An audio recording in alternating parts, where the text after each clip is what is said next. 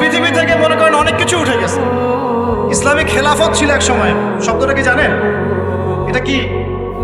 আল্লাহ পাকের জমিনে আল্লাহর শাসন, এটা হলো খেলাফত। আল্লাহ পাকের জমিনে কার শাসন?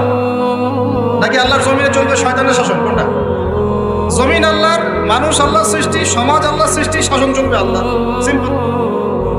আল্লাহ পাকের জমিনে আল্লাহর শাসন মানে খেলাফা। আর সারা বিশ্বের কোথাও আপনি ইসলামী খেলাফা পাচ্ছেন না।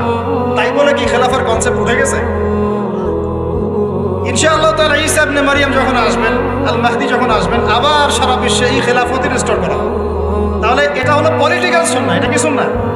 বলেন, এটা পলিটিক্যাল সুন্নাহ। দিনার দিরহামের কথা বললাম, এটা ইকোনমিক সুন্নাহ। এই সুন্নাহগুলো ঠিকই বোঝেন। হাত বাঁধতে হবে কোথায়, পায়ে পা লাগবে কি লাগবে না, রফুল এদান করতে হবে কি হবে না, চাল দিয়ে দিব নাকি কিসমিস দিব না টাকা দিব, এগুলো সুন্নাহ তো মাশাআল্লাহ খুব ভালোই বুঝুন। কিন্তু পলিটিক্যাল, ইকোনমিক, সোশ্যাল সুন্নাহগুলো বুঝবেন না। এগুলো কি ইসলামের অংশ না? ইসলামের বাইরে এগুলো। তো আমি আশা করি আমাদের যুব সমাজ কোরআনকে বুকে আগলে ধরবে ইনশাআল্লাহ। পারবেন তো ভাই? আজকে যদি সারা